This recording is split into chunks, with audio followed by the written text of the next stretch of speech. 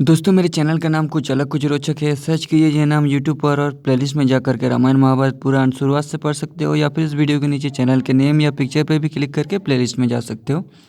आज का चैप्टर है कुंभकर्ण के भय से भागे हुए बानरों का। अंगद द्वारा प्रोत्साहन और आह्वान, कुंभकर्ण द्वारा बानरों का संहार, पुनः बानर सेना का पलायन और अंगद का उसे समझा बुझा कर लौटाना। महाबली कुंभकर्ण पर्वत शिखर के समान ऊंचा और विशालकाय था। वह परकोटा लांघकर बड़ी तेजी के साथ नगर से बाहर निकला। वीडियो के नीचे लाल रंग का सब्सक्राइब लिखा हुआ है, उसको दबा के साइड में जो बेल आइकन है उसको ऑल कर लीजिए लेटेस्ट वीडियो अपडेट्स के लिए। बाहर आकर पर्वतों को कांपाता और समुद्र को गुंजाता हुआ सा वो उच्च स्वर से गंभीर नाद करने लगा। उसकी वो गर्जना बिजली की कड़क को भी मात कर रही थी। इंद्र, यम अथवा वरुण के द्वारा भी उसका वध होना असंभव था। उस भयानक नेत्र वाले निशाचर को आते देख सभी वानर भाग खड़े हुए। उन सब को भागते देख राजकुमार अंगद ने नल, नील, गवाक्ष और महाबली कुमुद को संबोधित करके कहा, वानर वीरों, अपने उत्तम कुलों और उन अलौकिक पराक्रमों को भुलाकर साधारण बंदरों की भांति भयभीत हो तुम कहाँ भागे जा रहे हो? सौम्य स्वभाव वाले बहादुरों, अच्छा होगा कि तुम लौट आओ। क्यों जान बचाने के फेर में पड़े हो? ये राक्षस हमारे साथ युद्ध करने की शक्ति नहीं रखता। ये तो इसकी बड़ी भारी विभीषिका है। इसने माया से विशाल रूप धारण करके तुम्हें डराने के लिए व्यर्थ खटाटोप फैला रखा है। अपने सामने उठी हुई राक्षसों की इस बड़ी भारी विभीषिका को हम अपने पराक्रम से नष्ट कर देंगे। अतः वानर वीरों लौट आओ। तब वानरों ने बड़ी कठिनाई से धैर्य धारण किया और जहाँ तक से एकत्र हो हाथों में वृक्ष लेकर वे रणभूमि की ओर चले। लौटने पर वे महाबली वानर मतवाले हाथियों की भांति अत्यंत क्रोध और रोष से भर गए और कुंभकर्ण के ऊपर ऊंचे ऊंचे पर्वतीय शिखरों, शिलाओं और खिले हुए वृक्षों से प्रहार करने लगे। उनकी मार खा खा कर भी कुंभकर्ण विचलित नहीं होता था। उसके अंगों पर गिरी हुई बहुतरी शिलाएं चूर चूर हो जाती थी और वे खिले हुए वृक्ष भी उसके शरीर से टकराते ही टुक टुक होकर पृथ्वी पर गिर पड़ते थे। उधर क्रोध से भरा हुआ कुंभकर्ण भी अत्यंत सावधान हो महाबली वानरों की सेनाओं को उसी प्रकार रोने लगा जैसे बड़ा हुआ दावानल बड़े बड़े जंगलों को जलाकर भस्म कर देता है। बहुत से श्रेष्ठ वानर खून से लथपथ हो धरती पर सो गए, जिन्हें उठाकर उसने ऊपर फेंक दिया। वे लाल फूलों से लदे हुए वृक्षों की भांति पृथ्वी पर गिर पड़े। बानर ऊंची नीची भूमि को लांघते हुए जोर जोर से भागने लगे।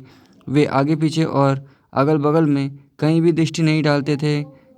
कोई समुद्र में गिर पड़े, कोई आकाश में ही उड़ते रह गए। उस राक्षस ने खेल खेल में ही जिन्हें मारा। वे वीर बानर जिस मार्ग से समुद्र पार करके लंका में आए थे उसी मार्ग से भागने लगे। भय के मारे वानरों के मुख की कांति फीकी पड़ गई। वे नीची जगह देख देख कर भागने और छिपने लगे। कितने ही रीछ वृक्षों पर जा चढ़े और कितनों ने पर्वत की शरण ली। कितने ही बानर और भालू समुद्र में डूब गए। कितनों के पर्वतों की गुफाओं का आश्रय लिया। कोई गिरे, कोई एक स्थान पर खड़े ना रह सके इसलिए भागे। कुछ धराशायी हो गए और कई मुर्दे के समान सांस रोककर पड़ गए। उन बानरों को भागते देख अंगद ने इस प्रकार कहा, वानर वीरों ठहरो, लौट आओ, हम सब मिलकर युद्ध करेंगे। यदि तुम भाग गए तो सारी पृथ्वी की परिक्रमा करके भी कहीं तुम्हें ठहरने के लिए स्थान मिल सके ऐसा मुझे नहीं दिखाई देता।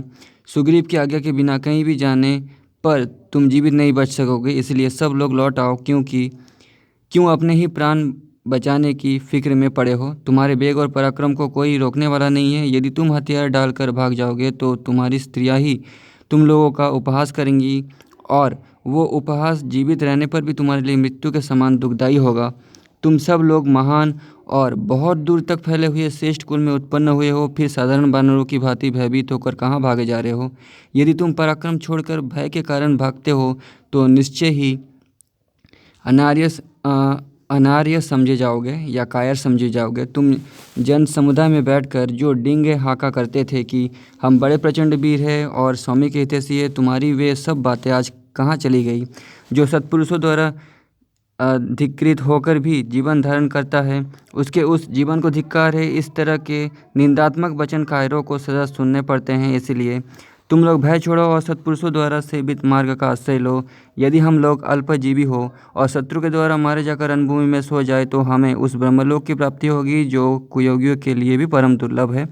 वानर हो, यदि युद्ध में हमने शत्रु को मार गिराया तो हमें उत्तम कीर्ति मिलेगी, और यदि स्वयं ही मारे गए तो वीरलोक के वैभव का उपभोग करेंगे, यानी पृथ्वी का उपभोग करेंगे। श्री रघुनाथ जी के सामने जाने पर कुंभकर्ण जीवित नहीं लौट सकेगा। ठीक उसी तरह जैसे प्रज्वलित अग्नि के पास पहुंचकर पतंग भस्म हुए बिना नहीं रह सकता। यदि हम लोग प्रख्यात वीर होकर भी भागकर अपने प्राण बचाएंगे और अधिक संख्या में होकर भी एक योद्धा का सामना नहीं कर सकेंगे तो हमारा यश मिट्टी में मिल जाएगा। सोने का बाजूबंद धारण करने वाले शूरवीर अंगद जब ऐसा कह रहे थे उस समय उन भागते हुए वानरों ने उन्हें ऐसा उत्तर दिया जिसकी शौर्य संपन्न योद्धा सदा निंदा करते हैं। वे बोले, राक्षस कुंभकर्ण ने हमारा घोर संहार मचा रखा है, अतः ये ठहरने का समय नहीं है। हम जा रहे हैं क्योंकि हमें अपनी जान प्यारी है। इतनी बात कहकर भयानक नेत्र वाले भीषण कुंभकर्ण को आते देख उन सब वानर योद्धपति ने विभिन्न दिशाओं की शरण ली। तब उन भागते हुए सभी वीर वानरों को अंगद ने सांत्वना और आदर सम्मान के द्वारा लौटाया। बुद्धिमान बालीपुत्र ने उन सब को प्रसन्न कर लिया। वे सब वानर युद्धपति सुग्रीव की आज्ञा की प्रतीक्षा करते हुए खड़े हो गए। तदनंतर ऋषभ, शरभ, मेंद्र, धूम्र, नील, कुमुद, सुषेण, गवाक्ष, रंभ, तार, द्वित, पनश और वायुपुत्र हनुमान आदि श्रेष्ठ वानर भी तुरंत ही कुंभकर्ण का सामना करने के लिए रण क्षेत्र की ओर बढ़े। कुंभकर्ण का भयानक पराक्रम और श्री राम के द्वारा उसका वध, अंगद के पूर्वोक्त वचन सुनकर वे सब विशालकाय वानर मरने मारने का निश्चय करके युद्ध की इच्छा से लौटे थे।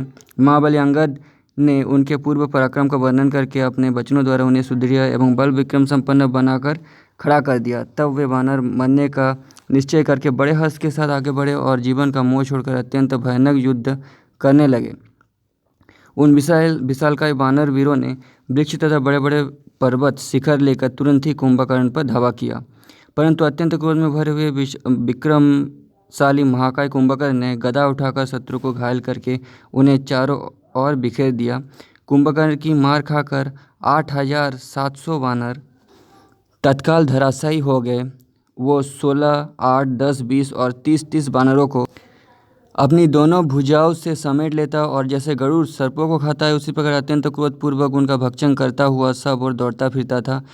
उस समय वानर बड़ी कठिनाई से धैर्य धारण करके इधर उधर एकत्र हुए और वृक्ष तथा पर्वत शिखर हाथ में लेकर संग्राम भूमि में डटे रहे। तत्पश्चात मेघ के समान विशाल शरीर वाले वानर शिरोमणि द्वित ने एक पर्वत उखाड़कर पर्वत शिखर के समान ऊंचे कुंभकर्ण पर आक्रमण किया। उस पर्वत को उखाड़कर द्वित ने कुंभकर्ण के ऊपर फेंका, किंतु वो उस विशालकाय राक्षस तक ना पहुंचकर उसकी सेना में जा गिरा।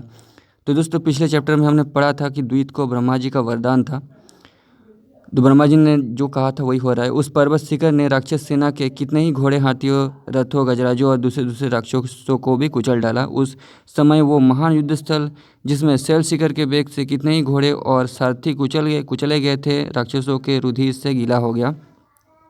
तब भयानक सिंहनाद करने वाले राक्षस सेना के रथियों ने प्रलयकालीन यमराज के समान भयंकर बाणों से गरजते हुए वानर युद्धपतियों के मस्तकों को सहसा काटना आरंभ किया। महामनस्वी वानर भी बड़े बड़े पेड़ उखाड़कर शत्रु सेना के रथ, घोड़े, हाथी, ऊंट और राक्षसों का संहार करने लगे। हनुमान जी आकाश में पहुंचकर कुंभकर्ण के मस्तक पर पर्वत, शिखरों, शिलाओं और नाना प्रकार के वृक्षों की वर्षा करने लगे, परंतु महाबली कुंभकर्ण ने अपने शूल से उन पर्वत शिखरों को फोड़ डाला और बरसाए जाने वाले वृक्षों के भी टुकड़े टुकड़े कर दिए। तत्पश्चात उसने अपने तीक्ष्ण शूल को हाथ में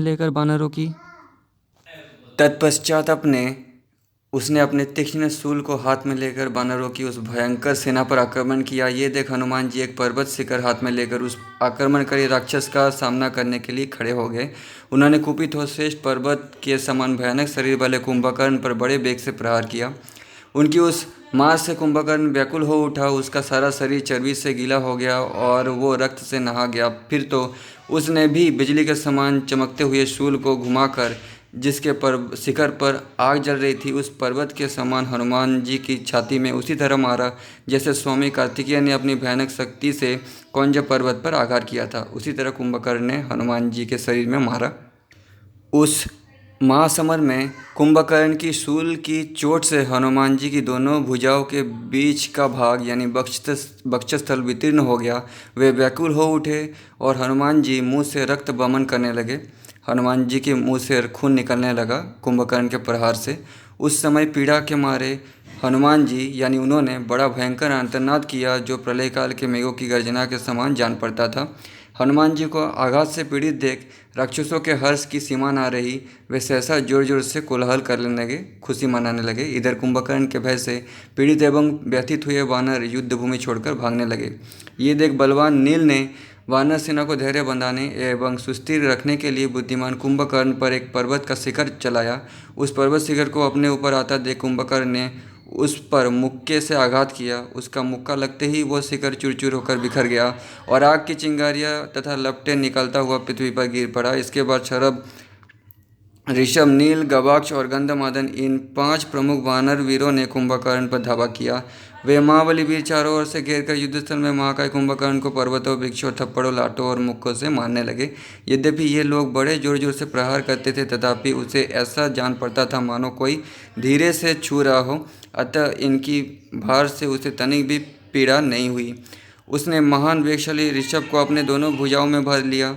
कुंभकर्ण की दोनों भुजाओं से दबकर पीड़ित हुए भयंकर वानर शिरोमणि ऋषभ के मुंह से खून निकलने लगा और वे पृथ्वी पर गिर पड़े। तदनंतर उस समरभूमि में इंद्रद्रोही कुंभकर्ण ने शरभ को मुक्के से मारकर नील को घुटने से रगड़ दिया और गवाक्ष को थप्पड़ से मारा। फिर क्रोध से भरकर उसने गंधमादन को बड़े बेग से लात मारी। उसके प्रहार से व्यथित हुए वानर मूर्छित हो गए और रक्त से नहा उठे। फिर कटे हुए पलाश वृक्ष की भांति पृथ्वी पर गिर पड़े। उन महामनुष्यी प्रमुख वीरों के धराशायी हो जाने पर हजारों वानर एक साथ कुंभकर्ण पर टूट पड़े। पर्वत के समान पतित होने वाले वे समस्त महाबली वानर युद्धपति उस पर्वताकार राक्षस के ऊपर चढ़ गए और उछल उछल कर उसे दांतों से काटने लगे। वे वानर शिरोमणि नखों, दांतों, मुक्कों और हाथों से महाबाहु कुंभकर्ण को मारने लगे। जैसे पर्वत अपने ऊपर उगे हुए वृक्षों से सुशोभित होता है, उसी प्रकार सहस्त्र वानरों से व्याप्त हुआ वो पर्वताकार राक्षस वीर अद्भुत शोभा पाने लगा। जैसे गरुड़ सर्प को अपना आहार बनाते हैं, उसी तरह अत्यंत कुपित हुआ वो महाबली राक्षस समस्त वानरों को दोनों हाथों से पकड़ पकड़ कर भक्षण करने लगा। कुंभकर्ण अपने पाताल के समान मुख में वानरों को झोंकता जाता था और वे उनके कानों और नाकों की राह से बाहर निकलते जाते थे। अत्यंत क्रोध से भरकर वानरों का भक्षण करते हुए पर्वत के समान विशालकाय उस राक्षस राज ने समस्त वानरों के अंग भंग कर डाले। रणभूमि में रक्त और मांस की कीच मचाता हुआ वो राक्षस बड़ी हुई प्रलयाग्नि के समान वानर सेना में विचरने लगा। शूल हाथ में लेकर संग्राम भूमि में विचरता हुआ महाबली कुंभकर्ण वज्रधारी इंद्र और पाशधारी यमराज के समान जान पड़ता था। जैसे ग्रीष्म ऋतु में दावानल सूखे जंगलों को जला देता है, उसी प्रकार कुंभकर्ण वानर सेना को दग्ध करने लगा। जिनके युद्ध नष्ट हो गए थे वे वानर कुंभकर्ण की मार खा कर भय से उद्विग्न हो उठे और विकृत स्वर में चित्कार करने लगे। कुंभकर्ण के हाथ से मारे जाते हुए बहुत से वानर जिनका दिल टूट गया था व्यथित हो रघुनाथ जी की शरण में गए। वानरों को भागते देख बाली कुमार अंगद उस महासमर में कुंभकर्ण की ओर बड़े जोर से दौड़े। उन्होंने बार बार गर्जना करके एक विशाल शैल शिखर हाथ में ले लिया और कुंभकर्ण के पीछे चलने वाले समस्त राक्षसों को भयभीत करते हुए उस पर्वत शिखर को उसके यानी कुंभकर्ण के मस्तक पर दे मारा। मस्तक पर उस पर्वत शिखर की चोट खाकर इंद्रद्रोही कुंभकर्ण उस समय महान क्रोध से जल उठा यानी सर पे वार किया। कुंभकर्ण का सर पे वार होकर उस प्रहार को सहन न कर सकने के कारण बड़े वेग से बाली पुत्र की ओर दौड़ा। बड़े जोर से गर्जना करने वाले महाबली कुंभकर्ण ने समस्त वानरों को संतर्त करते हुए अंगद पर बड़े रोष से शूल का प्रहार किया, किंतु युद्ध मार्ग के ज्ञाता बलवान वानर शिरोमणि अंगद ने स्फूर्ति से उस जगह से हटकर अपनी ओर आते हुए उस शूल से अपने आप को बचा लिया। साथ ही बड़े वेग से उछलकर उन्होंने कुंभकर्ण की छाती में एक थप्पड़ मारा। क्रोधपूर्वक चलाए हुए उस थप्पड़ की मार खाकर वो पर्वताकार राक्षस मूर्छित हो गया। थोड़ी देर में जब उसे होश हुआ तब वो अत्यंत बलशाली राक्षस ने भी बाएं हाथ से मुक्का बांधकर अंगद पर प्रहार किया, जिससे अंगद अचेत होकर पृथ्वी पर गिर पड़े। वानर प्रवर अंगद के अचेत और धराशायी हो जाने पर कुंभकर्ण वहीं शूल लेकर सुग्रीव की ओर दौड़ा। महाबली कुंभकर्ण को अपनी ओर आते देख वीर वानर राज सुग्रीव तत्काल ऊपर की ओर उछले। महाकवि सुग्रीव ने एक पर्वत शिखर को उठा लिया और उसे घुमाकर महाबली कुंभकर्ण पर वेगपूर्वक धावा किया। वानर सुग्रीव को आक्रमण करते देख कुंभकर्ण अपने सारे अंगों को फैलाकर उस वानर राज के सामने खड़ा हो गया। दोस्तों, पर्वत शिखर और पहाड़ दोनों में फ़र्क है, ठीक है। पर्वत शिखर उठाया, पहाड़ नहीं उठाया। कुंभकर्ण का सारा शरीर बानरों के रक्त से नहा उठा था।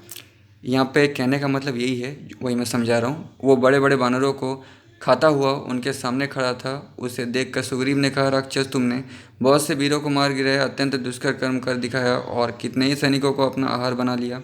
इससे तुम्हें शौर्य का महान यश प्राप्त हुआ है।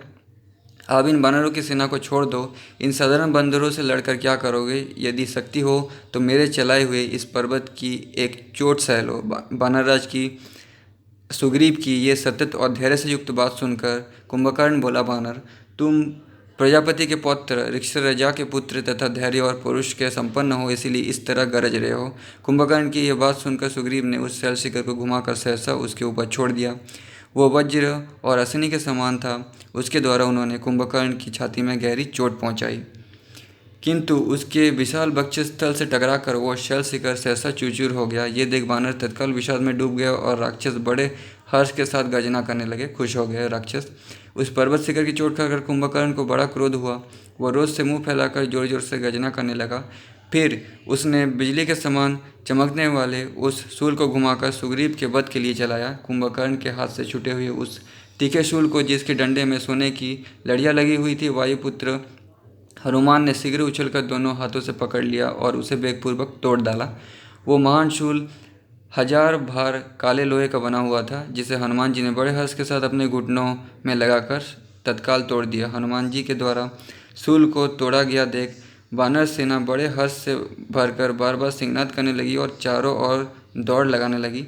परंतु वो राक्षस भय से थर्रा उठा। उसके मुख पर उदासी छा गई और वनचारी वानर अत्यंत प्रसन्न हो सिंहनाद करने लगे। उन सबको शूल को खंडित हुआ देख पवन कुमार हनुमान जी बुरी बुरी प्रशंसा की हनुमान जी की प्रशंसा की, क्योंकि उन्होंने शूल को तोड़ दिया। इस प्रकार उस शूल को भग्न हुआ देख महाकाय राक्षस कुंभकर्ण को बड़ा क्रोध हुआ और उसने लंका के निकटवर्ती मलय पर्वत का शिखर उठाकर सुग्रीव के निकट जा उन पर दे मारा। उस शैल शिखर से आहत हो वानरराज सुग्रीव अपनी सुध खो बैठे और युद्ध भूमि में गिर पड़े। उन्हें अचेत होकर पृथ्वी पर पड़ा देख निशाचरों को बड़ी प्रसन्नता हुई और वे रण क्षेत्र में सिंहनाद करने लगे। तदनंतर कुंभकर्ण ने युद्धस्थल में अद्भुत एवं भयानक पराक्रम प्रकट करने वाले वानरराज सुग्रीव के पास जाकर उन्हें उठा लिया और जैसे प्रचंड वायु बादलों को उड़ा ले जाती है, उसी तरह वो उन्हें हार ले गया। कुंभकर्ण का स्वरूप मेरु पर्वत के समान जान पड़ता था।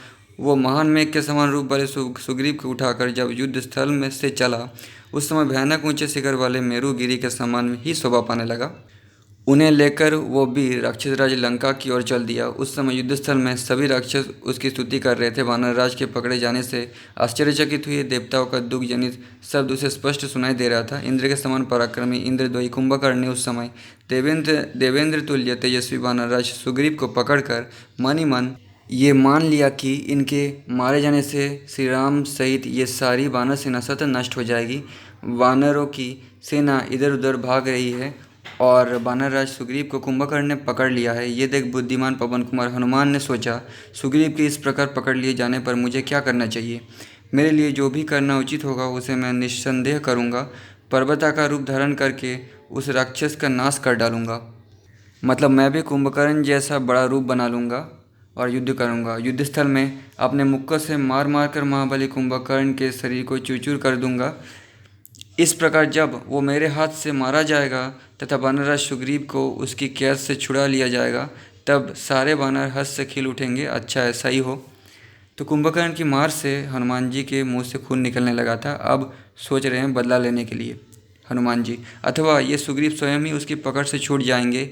यदि इन्हें देवता, असुर अथवा नाग भी पकड़ ले तो ये अपने ही प्रयत्न से उनकी कैद से भी छुटकारा पा जाएंगे। मैं समझता हूँ कि युद्ध में कुंभकर्ण ने शिला के प्रहार से सुग्रीव को जो गहरी चोट पहुँचाई है, उससे अचेत हुए वानरराज को अभी तक होश नहीं हुआ है।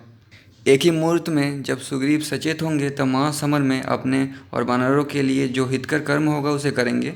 यदि मैं इन्हें छुड़ाऊँ तो महात्मा सुग्रीव को प्रसन्नता नहीं होगी, उल्टे इनके मन में खेद होगा और सदा के लिए इनके यश का नाश हो जाएगा। अतः मैं एक मुहूर्त तक उनके छूटने की प्रतीक्षा करूंगा, फिर वे छूट जाएंगे तो उनका पराक्रम देखूंगा। तब तक भागी हुई वानर सेना को धैर्य बंधाता हूँ। ऐसा विचार कर पवन कुमार हनुमान ने वानरों की उस विशाल बाहिनी को पुनः आश्वासन दे स्थिरतापूर्वक स्थापित किया। उधर कुंभकर्ण ने हाथ पैर हिलाते हुए महाबानर सुग्रीव को लिए दिए लंका में घुस गया। उस समय विमानों, सतमहल, मकानों, सड़कों के दोनों बनी हुई गृहपंथियों तथा गोपुरों में रहने वाले स्त्री पुरुष उत्तम फूलों की वर्षा करके कुंभकर्ण का स्वागत सत्कार कर रहे थे। वो लंका पहुंच गए और हनुमान जी अभी तक सोच ही रहे हैं। लावा और गंधा युक्त जल की वर्षा द्वारा अभिषिक्त हो राजमार्ग की शीतलता के कारण महाबली सुग्रीव को धीरे धीरे होश आ गया।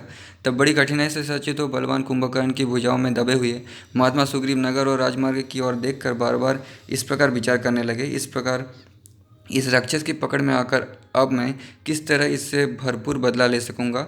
मैं वही करूंगा जिससे जिससे वानरों का अभिष्ट और हितकर कार्य हो। ऐसा निश्चय करके वानरों के राजा सुग्रीव ने सहसा हाथों के तीखे नखों द्वारा यानी नाखूनों द्वारा इंद्र शत्रु कुंभकर्ण के दोनों कान नोच लिए, दांतों से उनकी नाक काट ली और अपने पैरों के नखों से उस राक्षस की दोनों पसलियाँ फाड़ डाली।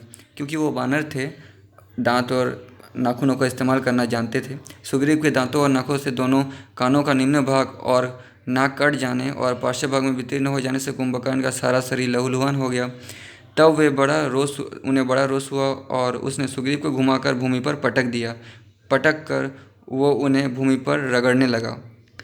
भयानक बलशाली कुंभकर्ण जब उन्हें पृथ्वी पर रगड़ रहा था तब वे देवद्रोही राक्षस उन पर सब ओर से चोट कर रहे थे। उसी समय सुग्रीव सहसा गेंद की भांति वेगपूर्वक आकाश में उछले और पुनः श्री रामचंद्र जी से आ मिले।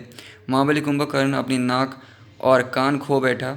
उसके अंगों से इस तरह खून बहने लगा जैसे पर्वत से पानी के झरने गिरते हैं। वो रक्त से नहा उठा और झरनों से युक्त शैल शिखर की भांति शोभा पाने लगा। महाकाय राक्षस रक्त से नहाकर और भी भयानक दिखाई देने लगा। उस निशाचर से पुनः शत्रु के सामने जाकर युद्ध करने का विचार किया। अमरसपूर्वक रक्त बमन करता हुआ रावण का छोटा भाई कुंभकर्ण, जिसके शरीर का रंग काले मेघ के समान था, संध्याकाल के बादल की भांति सुशोभित हो रहा था। सुग्रीव के निकल भागने पर वो इंद्रद्रोही राक्षस फिर युद्ध के लिए दौड़ा। उस समय ये सोचकर कि मेरे पास कोई हथियार नहीं है, उसने ये बड़ा भयंकर मुद्दर ले लिया। तदनंतर महाबलशाली राक्षस कुंभकर्ण सहसा लंकापुरी से निकलकर प्रजा का भक्षण करने वाली प्रलय काल की प्रज्वलित अग्नि के समान उस भयंकर वानर सेना को युद्ध स्थल में अपना आहार बनाने लगा। उस समय कुंभकर्ण को भूख सता रही थी, अतः वो रक्त और मांस के लिए ललायित हो रहा था। उसने उस भयंकर वानर सेना में प्रवेश करके मोहबस वानरों और भालुओं के साथ राक्षसों और पिशाचों को भी खाना आरंभ कर दिया।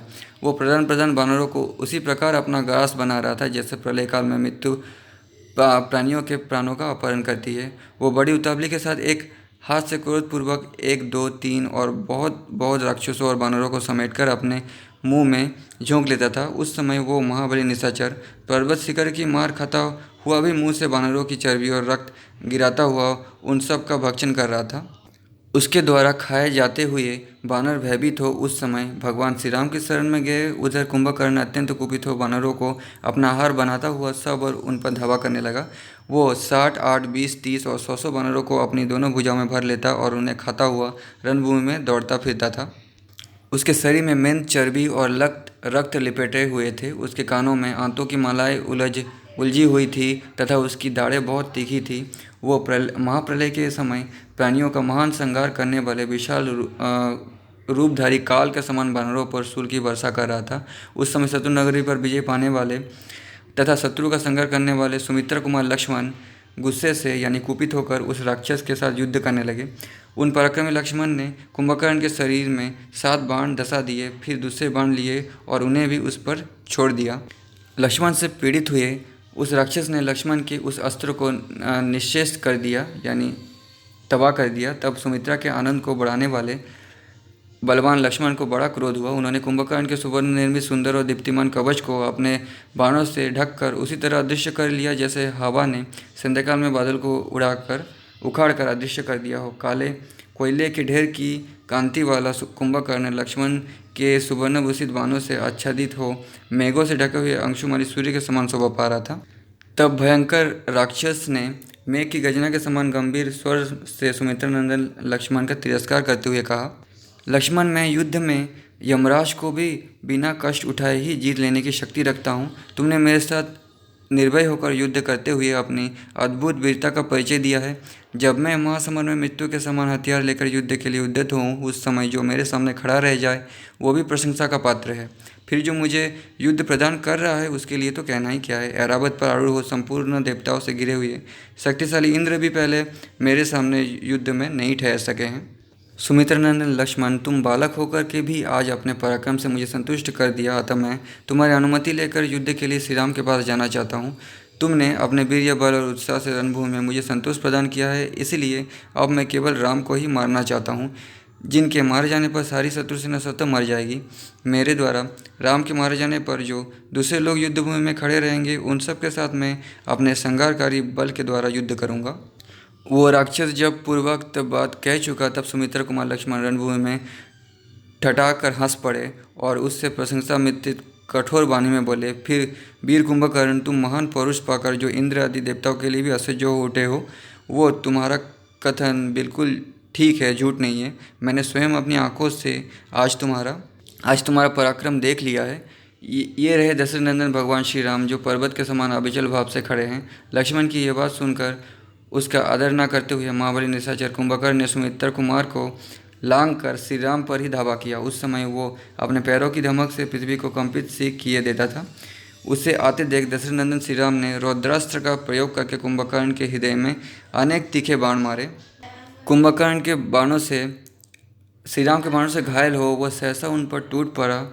उस समय क्रोध से भरे हुए कुंभकर्ण के मुख से अंगार में स्थित आग की लपटें निकल रही थी। भगवान श्री राम के अस्त्र से पीड़ित हो राक्षस प्रबल कुंभकर्ण घोर गर्जना करता और रणभूमि में बानरों को खदेड़ता हुआ क्रोधपूर्वक उनकी ओर दौड़ा। श्री राम के बाणों में मोर के पंख लगे हुए थे, वे कुंभकर्ण की छाती में धंस गए, अतः व्याकुलता के कारण उसके हाथ से गदा छूटकर पृथ्वी पर गिर पड़ी।